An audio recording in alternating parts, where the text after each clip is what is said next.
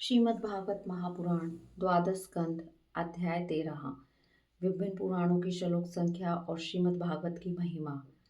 श्री सूत जी कहते हैं, ब्रह्मा, वरुण, इंद्र, रुद्र और मरुदगण दिव्य स्तुतियों के द्वारा जिनके गुण गान में संलग्न रहते हैं, साम संगीत के मर्मज्ञ ऋषि मुनि अंग पद क्रम एवं निषिद्धों के सहित वेदों द्वारा जिनका गान करते रहते हैं, योग लोग ध्यान के द्वारा निश्चल एवं तल्लीन मन से जिनका भाव में दर्शन प्राप्त करते रहते हैं, किंतु यह सब करते रहने पर भी देवता, दैत्य, मनुष्य कोई भी जिनके वास्तविक स्वरूप को पूर्णतः न जान सका, उन स्वयं प्रकाश परमात्मा को नमस्कार है।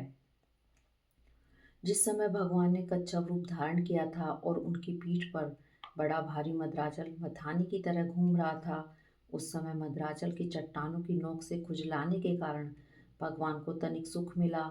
वे सो गए और श्वास की गति तनिक बढ़ गई। उस समय उस श्वास वायु से जो समुद्र के जल को धक्का लगा था, उसका संस्कार आज भी उसमें शेष है। आज भी समुद्र उसी श्वास वायु के थपेड़ों के फलस्वरूप ज्वार भाटे के रूप में दिन रात चढ़ता उतरता रहता है। उसे अब तक विश्राम न मिला। भगवान की यही परम प्रभावशाली श्वास वायु आप लोगों की रक्षा करे। शौनक जी, अब पुराणों की अलग अलग श्लोक संख्या, उनका जोड़, श्रीमद् भागवत का प्रतिपाद विषय और उसका प्रयोजन भी सुनिए।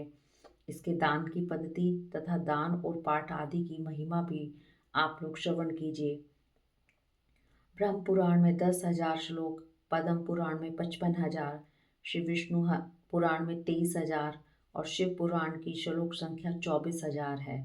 श्रीमद् भागवत में 18,000, नारद पुराण में 25,000, मार्कंडे पुराण में 9,000, अग्नि पुराण में 15,400 श्लोक हैं।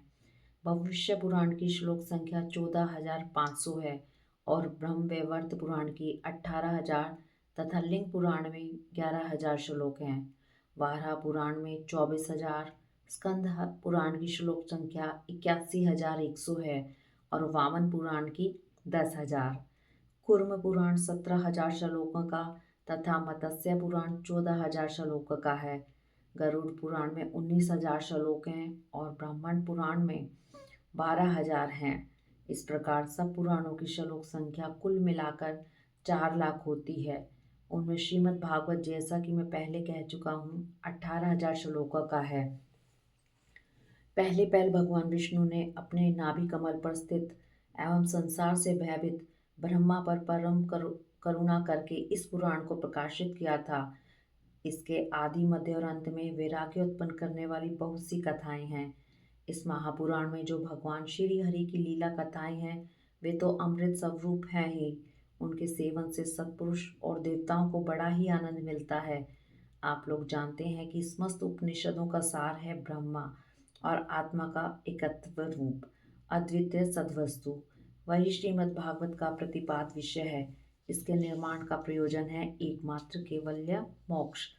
जो पुरुष भाद्रपद मास की पूर्णिमा के दिन श्रीमद् भागवत को सोने के सिंहासन पर रखकर उसका दान करता है, उसे परम गति प्राप्त होती है। संतों की सभा में तभी तक दूसरे पुराणों की शोभा होती है जब तक सर्वश्रेष्ठ स्वयं श्रीमद् भागवत महापुराण के दर्शन नहीं होते। यह श्रीमद् भागवत समस्त उपनिषदों का सार है। जो इस रस सुधा का पान करके छक चुका है, वह किसी और पुराण शास्त्र में रम नहीं सकता।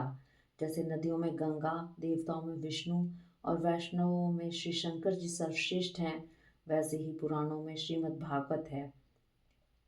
शौनक आदि ऋषियों जैसे संपूर्ण क्षेत्रों में काशी सर्वश्रेष्ठ है, वैसे ही पुराणों में श्रीमद् भागवत का स्थान सबसे ऊंचा है।